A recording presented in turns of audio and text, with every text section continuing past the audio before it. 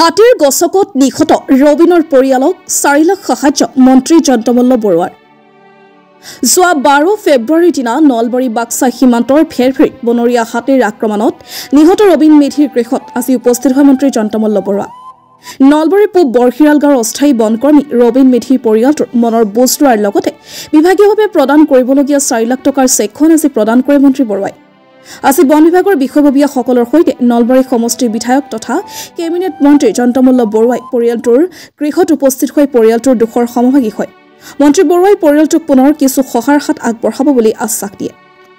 মন্ত্ৰীৰ লগত উপস্থিত থাকে জিলা বিজেপিৰ সভাপতি জয়ন্ত বুজৰ বৰুৱা, জিলা বিজেপিৰ সংখ্যালঘু মৰ্চাৰ সভাপতি ছবিৰ আহমেদ, খগ্ৰাপাৰ মণ্ডল বিজেপিৰ সভাপতি মনোজ ডেকাৰ লগতে অন্যান্য কাৰ্যকৰ্তাও স্থানীয় লোকসকল উপস্থিত থাকে।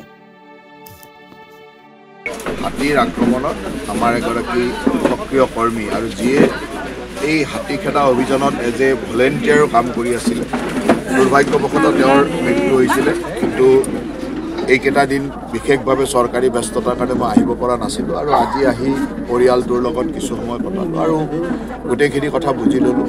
চৰকাৰীভাৱে আমি ফৰেষ্ট ডিপাৰ্টমেণ্টৰ ফালৰ পৰা যিটো সাহায্য দিব পাৰোঁ 4 লাখ টকাৰ সাহায্য আমি ইতিমধ্যে পৰিয়ালটোক একাউণ্টত দি দিছোঁ আৰু বাকী আমাৰ কৰ্মীসকল লাগি আছে, ময়ো আছোঁ ব্যক্তিগতভাৱে, সকলোৱে মিলি যাতে পৰিয়ালটোৰ যিহেতু একমাত্ৰ উপাৰ্জনকাৰী আৰু পৰিয়ালটোক কেনেদৰে সকাহ দিব পৰা যায় আমি চিন্তা কৰি আছোঁ আৰু নিশ্চয়কৈ আমি সকলোৱে মিলি হয় এইটো খুব দুৰ্ভাগ্যজনক ঘটনা, পৰিয়ালৰ একমাত্ৰ উপাৰ্জনকাৰী আৰু আমাৰ বিশেষকৈ আমাৰ দলৰো সদস্য আৰু তাতকৈ ডাঙৰ কথা হ'ল যে তেওঁ নিজেই হাতী খেদা অভিযানতে তেওঁ ব্ৰতী হৈ আছিল, ৰাজহুৱা কামতে লাগি থকাৰ স্বাৰ্থতে তেওঁৰ মৃত্যুবৰণ হৈছে বা তেওঁ হাতীৰ আক্ৰমণত মৰিব লগা হৈছে।